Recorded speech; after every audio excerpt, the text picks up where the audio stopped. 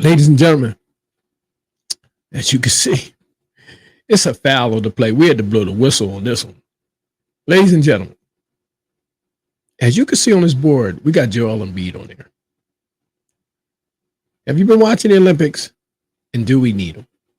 I'll see you back in 30 seconds. Ladies and gentlemen, I'd like to welcome you to the scoreboard keepers. You're around here, we don't keep the seats, we keep the score. So if you want to get on the board, make your point. If it makes sense, we'll add it to the board. If it don't, we won't.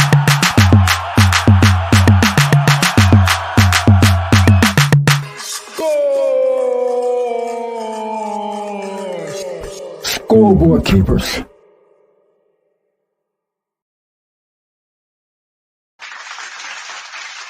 Ladies and gentlemen, welcome to the Scoreboard Keepers, another episode here.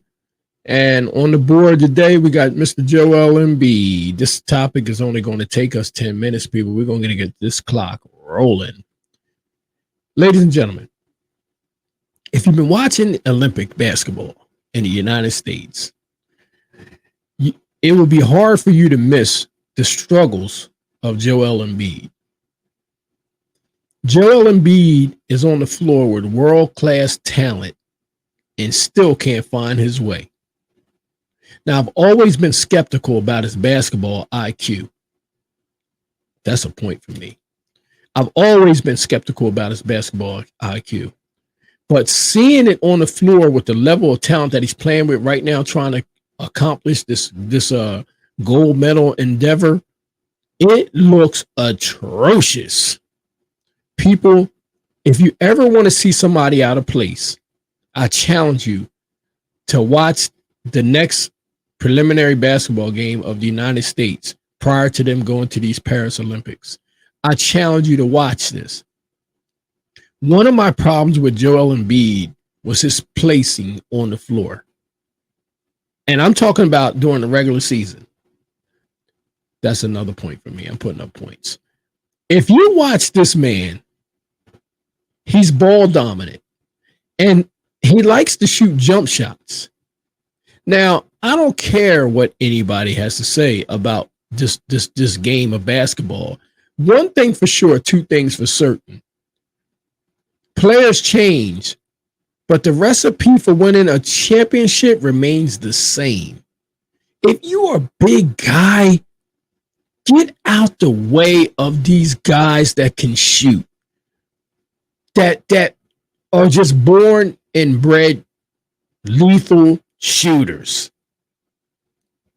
He couldn't do that, or I should say he can't do that for his team that he plays for in the NBA. I've always had a problem with somebody that big out on the arc because he becomes a turnover machine.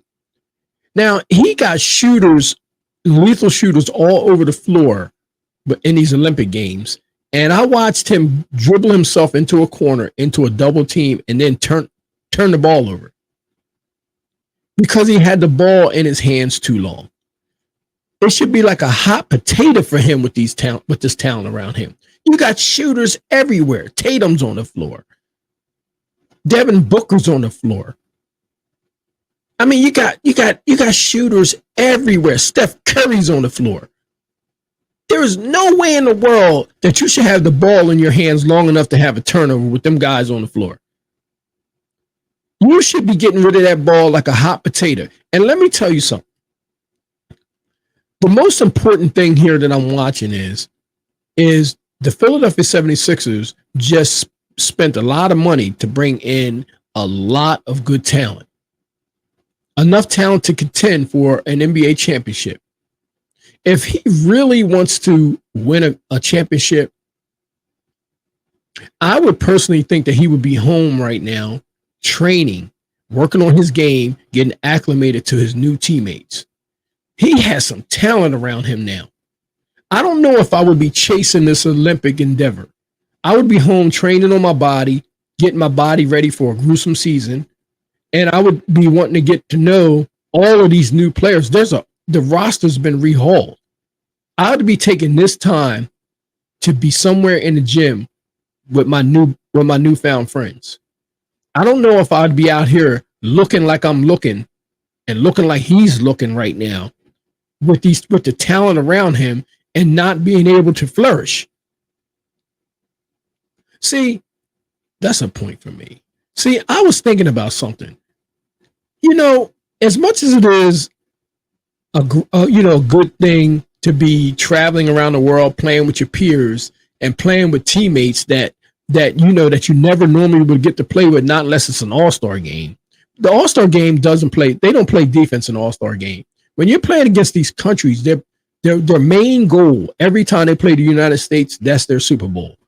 They want nothing less than it would be nothing better than to knock the United States off of that high horse. Nothing better. But if he's going to play in these games and he's going to take this time to try to figure out how to play with superstars, you better use this time wisely, my friend, because I'm telling you, the guys that you're playing with right now is just like Paul George. If you can't find your place on the floor and you don't know how to deliver, or you don't know how to get the ball open, or you don't know how to make these players around you better, and you don't know how to get out of the way, it's going to be a long season. We here at the Scoreboard Keepers think that you should be in the gym, lifting weights, working on your low post moves, calling up Hakeem Olajuwon, figuring out how you can get these easy high percentage buckets underneath of the basket, not bringing the ball below your waist, being able to get a rebound and go right back up with the ball. It's just the little things that I think you should be home refining versus playing in these Olympics. These superstars, man, that you're playing with right now, if you can't play with them and you can't find your way with them, how are you going to find your way with Paul George and Tyrese Maxey? They're the same type of players. Same type of players. You have to figure out what's going on here, and I'm coming to the realization that it may be you. You may be the problem. You're placing on the floor may be a problem for teammates around you and for yourself being able to get going during games. See, these guys, they don't have to force feed you in order to get you started for somebody to win. They got gunners out there. LeBron James. They got go-to guys out there that they can go to in order to get this thing going. But you, on the other hand, you got. I don't know if necessarily if you should be starting. I don't know if Joel Embiid should necessarily be starting. I think that Anthony Davis is a more suitable starter right now for the United States Olympic team. And then maybe Embiid, because Bam Adebayo was playing very well also. I don't know if he's watching Anthony Davis, but Anthony Davis is having a great Olympic preliminaries. In these prelims, he's having a time down. He's doing basically what he wants down there because he likes being in the box. He flourishes down there. He has some moves. He likes to be close to the rim. He likes to rim protect. He does the things that a big man should be doing. So he knows where to go when he's on the floor with that kind of talent. He has no problem. He goes down in the low post and he handles his business. And it opens up the floor for everybody else. But if Joel Embiid, that's another point for me. I'll give him that 1 point, another point for me. But if you can't learn, or if you can't figure out how to get acclimated with these players, I just don't see it happening in Philadelphia either. I mean, it's what we're seeing on television and the struggles that you're having. It's unreal. It's unreal. These guys that you're playing against and from some of these different countries, you should be dominating. You should be a dominating force on the floor. But yet somehow you give off that feel like you're just a power forward. You have a center body but your game is like a power forward. And at times you seem like you want to be a point forward. But I don't know. I would like to hear some people. I'd like to hear some other opinions on this. To be honest with you, I don't think that this man should be, right now. I don't know if he should be in these Olympics right now. I don't know. I'm not so sure if he should be there. I think there's some other players that should be there. Jaylen Brown. But I'm not sure about this position right here. I'm not sure if he should be there right now. He doesn't look like he has that great of a lift right now. He don't look like he's in great shape. Maybe things will get better. Maybe he's using this to get in shape. But like I said, if your goal is to win a championship and you just your whole entire roster's been rehauled in the NBA, you should be getting to learn how your new players. You should be getting to learn their game, studying them, and running serious practices with them right now. All-season practices. I don't think that should be a last-minute thing, people. That's our 10 minutes. As you see, I put some points up on the board. People, I would like to hear your comments on this down below. I would also like for you to like, share, and subscribe because this is a serious topic right now. And if there's any NBA basketball fans out there that would like to discuss this, I would like for you to come on live also.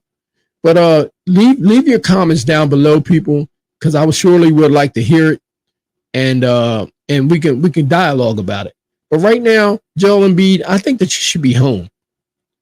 At the very least, I don't think you should be starting. I think Anthony Davis should be starting. People, welcome. That concludes another episode of the Scoreboard Keepers. I look forward to seeing your comments and reading your comments. I will see you on the next episode. Peace.